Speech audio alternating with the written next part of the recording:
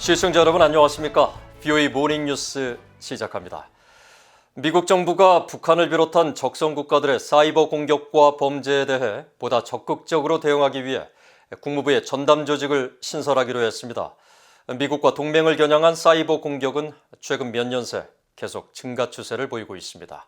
조상진 기자가 먼저 보도합니다. 미국 국무부가 북한과 이란, 중국, 러시아 등 적성 국가들의 사이버 위협에 대응하는 부서를 신설하기로 했습니다. 국무부 대변인실은 7일 마이크 폼페오 국무장관이 사이버 공간 안보 신흥기술국의 설립을 승인하고 국무부가 이 부서의 설립을 진행하도록 지시했다고 밝혔습니다. 이어 새 부서의 설립을 통해 미국의 사이버 공간과 신흥 기술에 대한 안보 외교를 개편하고 자금을 지원할 필요가 절실한 상황이라고 설명했습니다.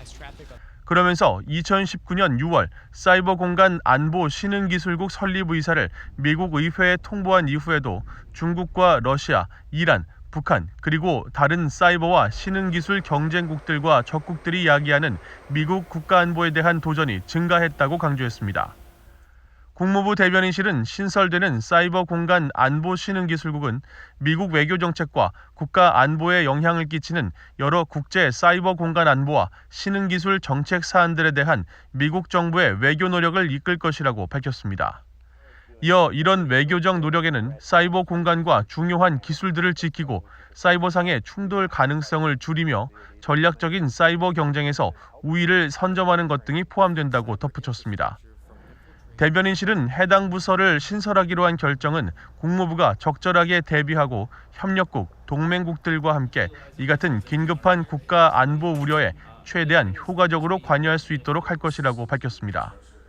이런 가운데 북한 정권이 배후에 있는 해커 그룹이 지난해 한국 정부의 문서에 대한 해킹 공격을 이어간 것으로 파악됐습니다.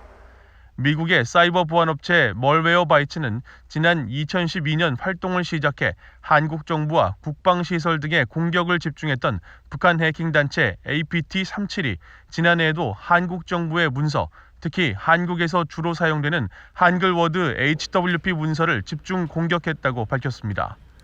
이번에 발견된 해킹 공격은 공격 대상 컴퓨터에 기록을 남기지 않을 수 있는 기술로 자료 탈취나 복사, 문서 위치 변경 등이 가능하며 북한 해킹 그룹이 이 기술을 이용한 것은 처음으로 판단된다고 멀웨어바이츠는 설명했습니다. BOA 뉴스 조상진입니다. 미국과 중국의 패권 경쟁이 갈수록 격화되는 가운데 최근 로버트 에이브람스 주한미군 사령관이 주한미군의 임무는 한반도 방어뿐 아니라 인도태평양 영내 안정을 위한 지원을 포함하고 있다고 말해 관심을 끌고 있습니다. 이에 대해 미국의 전문가들은 주한미군 전력 사용은 한반도 방위에만 국한되지 않는다며 중국 등 영내 환경 변화에 따른 대응 전략 마련이 필요하다고 지적했습니다. 김동현 기자입니다. 로버트 에이브럼스 주한미군 사령관은 지난 5일 한미연구소가 주최한 화상대담에서 대중국 억지 방안에 대한 질문을 받고 자신은 한미연합사와 유엔군 사령부, 주한미군 사령관 등의 직책을 동시에 수행하고 있다는 점을 강조했습니다. 그러면서 미국 연방법전 10조에 근거해 주한미군은 인도태평양사령부 예하 준통합사령부로서 존재한다며 자신은 주한미군 사령관으로서 인도태평양사령부의 대중국 전략과 연계의 임무를 수행한다고 밝혔습니다. Our stance and posture here, which is principally for meeting our mutual defense treaty requirements, does not preclude us from being able to provide support, if required, to COM Indo-Pacific in support of his missions. 이에 대해 한미연합사령부 작전참모를 지낸 데이빗 맥스웰 민주주의 수호재단 선임연구원은 주한미군 전력을 온전히 한반도의 방위에만 사용해야 한다는 인식은 정확하지 않다고 지적했습니다. 한반도 유사시를 대비한 작전 계획에 따라 다른 영내 갈등에 투입되는 걸 자제해왔을 뿐 주한미군 전력 사용 권리는 미국에 있다는 겁니다. In the case of contingencies, it is possible, plausible, and the United States has every right to employ them as they see fit to meet U.S. national security objectives. 네이선 프레이어 미국 육군대학원 교수는 에이브럼스 사령관의 발언은 중국과 러시아와의 패권 경쟁에 따라 전략을 재편하고 있는 미국 국방부의 최근 정책과 연계되어 있다고 분석했습니다. 그러면서 최근 미국 국방부가 미군 전략을 여러 정부에 신속 투사할 수 있는 이른바 역동적 병력 전개 관점에서도 주한미군을 한반도 방위에만 고정시키는 건 효과적이지 않다고 강조했습니다. I would answer that just simply by saying the forces that are present in the Indo-Pacific theater cannot be hermetically sealed for one specific set of circumstances. 브루스 베넷 랜드 연구소 선임 연구원은 당장 한반도 내 가장 큰 위협은 북한이라면서도 한반도 지배를 겨냥한 중국의 패권 추구가 이미 시작됐다며 주한미군의 역할과 역량 진전이 필요하다고 말했습니다. 그러면서 현재까지 미한 양국 간 대중국 대응 교리나 전략이 부재한 만큼 이와 관련한 논의가 반드시 이루어져야 한다고 강조했습니다. VOA 뉴스 김동현입니다. 미국 정부가 몰수를 추진 중인 대북 제재 위반 자산에 대해 아무도 소유권 주장을 하지 않은 것으로 나타났습니다. 미국은 최소 4건의 북한 관련 자금에 대해 몰수를 추진 중인데 대부분 미국 내 은행과 가상화폐 거래소 등에 예치돼 있어 국고로 환수될 가능성이 커지고 있습니다. 함지아 기자가 보도합니다. 미국 워싱턴 DC 연방검찰은 지난달 31일 재판부에 제출한 문서에서 세계 기업의 대북 제재 위반 자금에 대한 몰수 소송의 괄석 판결을 희망한다고 밝혔습니다. 문제의 자금은 세계 계좌에 예치된 약 237만 달러로 앞서 미 검찰은 지난해 7월 문제의 자금을 소유한 기업들이 북한 은행을 대신해 자금 세탁에 관여한 혐의를 지적하며 민사 몰수 소송을 제기한 바 있습니다. 검찰은 이날 제출한 문서에서 몰수 소송 제기 이후 해당 자금에 대한 잠재적인 청구인을 확인해 연락을 취하고 관련 내용을 미국 정부의 몰수자산 웹사이트에 공개했지만 시한 내에 아무도 소유권을 주장하지 않았다고 확인했습니다.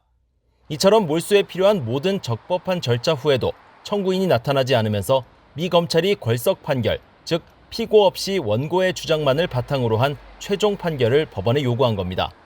법원이 미 검찰의 요청을 받아들여 괄석 판결을 허가하면 해당 자금 약 237만 달러는 미 정부 자산으로 귀속됩니다. 앞서 검찰은 이 자금이 미 금융기관에 예치된 상태라고 밝혀 이변이 없다면 큰 어려움 없이 최종 몰수 조치로 이어질 것으로 전망됩니다. 미국은 과거에도 여러 차례 대북 제재 위반 자금에 대한 몰수 소송을 제기했지만 이들 자금 상당수는 미국이 아닌 중국은행 등에 예치돼 실제 압류로 이어지지 않는 등 상징적인 조치에 그쳤습니다.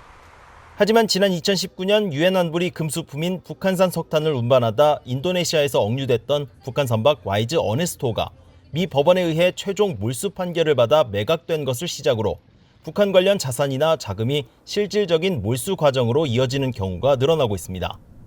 현재 미 검찰은 이번 237만 달러 외에도 북한과 관련해 추가로 3건의 몰수 소송을 진행 중입니다. 이 중 지난해 3월 미 검찰에 피소된 북한의 가상화폐 계좌 113개와 8월에 몰수 소송이 제기된 가상화폐 계좌 280개는 이미 미 정부의 공식 공고가 마무리되는 등 괄석 판결을 위한 절차가 상당 부분 진행된 상태입니다. 그 밖에 지난해 9월 미 검찰은 중국의 통신기업 ZTE와 북한 간 불법 거래를 주선한 중국 업체와 이 업체 관계자들의 개인 자산 등 약 95만 달러에 대해서도 몰수 소송을 제기했습니다. 최근 미 재무부 등의 대북 제재 조치가 거의 이뤄지지 않는 상황에서 법무부 등의 대북 관련 조치는 두드러지는 양상을 보이고 있습니다. 전문가들은 미 법무부 특유의 독립성에 주목하면서 몰수 등 관련 조치가 더 이어질 것으로 전망하고 있습니다. VOA 뉴스 함지아입니다. 조 바이든 미국 대통령 당선인이 국방장관으로 지명한 로이드 오스틴 전 중부사령관에 대한 상원 인준청문회가 오는 19일 개최됩니다. 상원 군사위원회는 7일 보도자료에서 바이든 당선인 취임식을 하루 앞둔 19일 오스틴 지명자에 대한 인준청문회를 열 계획이라고 밝혔습니다. 미국 현행법상 국방장관이 되기 위해선 퇴역 후 7년 이상 지나야 하지만 오스틴 지명자는 4년밖에 지나지 않아 의회 면제 승인이 필요한 상황입니다.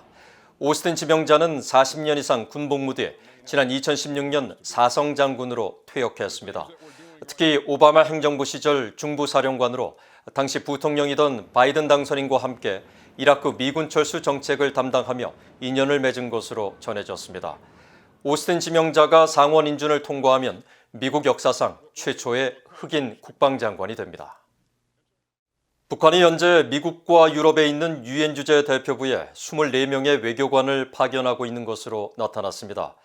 8일 유엔 의전 연락지원실이 각국의 대사 명단을 토대로 작성한 블루북 최신 문서에 따르면 북한이 유엔에 파견해 활동하는 외교관은 모두 24명으로 미국 뉴욕과 스위스 제네바, 오스트리아 비인 등에서 근무하고 있는 것으로 파악됐습니다. 미국 뉴욕엔 김성 대사를 비롯해 9명이 상주하고 있고 스위스 제네바엔 한태성 대사 등 6명, 오스트리아 비인엔 최강일 대사 등 9명이 파견돼 있는 것으로 나타났습니다. 이는 지난 2019년 27명과 비교해 3명이 감소한 것으로 제네바 주재 외교관이 9명에서 6명으로 3명이 줄었습니다. 유엔 의전 연락지원실은 회원국 대표부 주소와 연락처, 외교관 명단인 블루북을 발행하고 주기적으로 갱신하고 있으며 북한을 포함한 모든 유엔 회원국 대표부에 변동사항 관련 신고를 의무화하고 있습니다. 영국 주재 북한 공사를 지낸 태영호 한국 국회의원이 미국 의회 초당적 인권기구인 톰 렌터스 인권위원회 소속 의원들에게 대북전단 금지법 관련 정책 자료집을 전달했다고 밝혔습니다. 한국 국회 제1야당인 국민의힘 소속 태영호 의원은 8일 보도자료에서 대북전단 금지법과 북한의 표현의 자유에 관한 정책 자료집의 영문본을 미국 의회 톰 렌터스 인권위원회 소속 의원 57명 전원에게 전달했다고 밝혔습니다. 태 의원은 국제사회에 대북전단 금지법에 대한 문제점을 더욱 구체적으로 알리고 국제사회의 지지를 얻어 해당 법이 철회될 수 있도록 할 것이라면서 유럽연합과 영국, 일본 의회를 비롯해 한국 주재 외국대사관, 국제 주요 민간연구소 등에도 정책 자료를 발송했다고 전했습니다. 이 정책 자료집은 대북전단 금지법이 북한 주민들의 눈과 귀를 막는 악법이 될 것이며 한국 정부가 더 이상 자유민주주의 가치를 훼손하지 않도록 해당 법을 철회할 수 있게 해야 한다는 내용을 담고 있습니다. 이상으로 BOE 모닝 뉴스를 마칩니다. 시청해주신 여러분 고맙습니다.